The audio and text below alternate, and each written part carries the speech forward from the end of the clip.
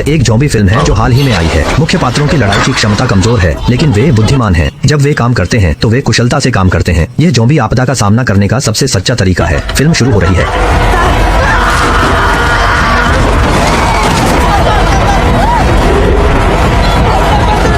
गांव के मुखिया ने एक सालाना वयस्कता समारोह के लिए अपने आंगन में भोज रखा। पुलिस अधिकारी आसन ने गश्त के दौरान रसोई में जाकर अपनी प्रेमिका को शादी के लिए अंगूठी देने की तैयारी की, लेकिन जैसे ही वह बोलने लगा, पुलिस प्रमुख का फोन आ गया। उन्होंने हाल ही में अवैध पटाखों की एक खेप पकड़ी थी और आसन को तुरंत आने के लिए कहा।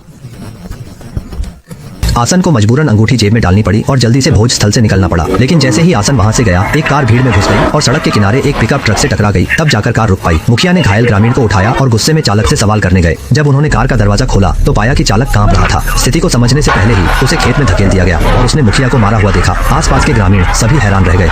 मिसेस तांग ने कहा कि उन्होंने दवा कंपनी की बिक्री की योजना को खत्म कर दिया है क्योंकि यह नई दवा है, लेकिन उनकी बेटी लोसांग खुश नहीं है। पैसे मिलने के बाद उसने अपने पति से तलाक लेने और अपने बेटे के साथ अपना व्यवसाय शुरू करने की योजना बनाई थी। दोनों एक दूसरे को पसंद नहीं कर रहे थे और स्थिति तुरंत ही बेतरतीब हो गई। मालिक को गुस्सा आ गया। उसकी गर्दन की नसें उभरने लगीं। उसने झगड़ते लोगों को रोका और उनकी गलतियों को गिनाना शुरू किया। शायद वह बहुत उत्तेजित थी, इसलिए उसके चेहरे की नसें और अधिक स्पष्ट हो गईं। उसका मुंह भी अनियंत्रित होकर खून बहाने लगा। थोड़ी देर बाद वह गिर गई और बेहोश हो गई। दामाद ने देखा कि ससुर की धड़कन रुक गई है। जब सभी लोग एम्बुलेंस से संपर्क कर रहे थे, तभी मालिक अचानक उठ बैठा।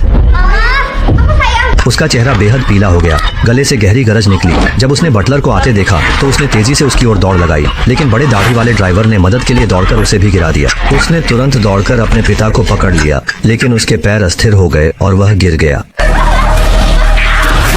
जब उसने देखा कि वह भी काटा जा सकता है बिना हिचक। बॉस का सिर गोली लगने के बाद तेजी से गिर गया। कोई हरकत नहीं हुई। सभी लोग चौंक गए। केवल दामाद लुढ़ ने समझदारी दिखाई और ड्राइवर को जल्दी पुलिस स्टेशन जाने के लिए कहा। अब पूरा गांव बेतरतीब हो गया है। जो अकेले कार में बैठा था, अपने पिता की मौत के लिए खुद को दोषी मानता था, जबकि मैनेजर की गर्दन से खून बह रहा था। सभी लोग उसे अस्पताल भेजने की योजना बना रहे थे, लेकिन मैनेजर खुद उठ खड़ा हुआ। बॉस के समान जब भी वह किसी जीवित व्यक्ति को देखता है तो वह बिना किसी हिचकिचाहट के उस पर झपट पड़ता है, जबकि कार में लोसांग अभी भी मौजूद है। भाई को सांत्वना देते हुए उसने देखा कि घर में कुछ गड़बड़ है। एक नौकरानी पागल होकर गोल नाखून चबा रही थी। लोसांग ने एक डरावना चेहरा देखा।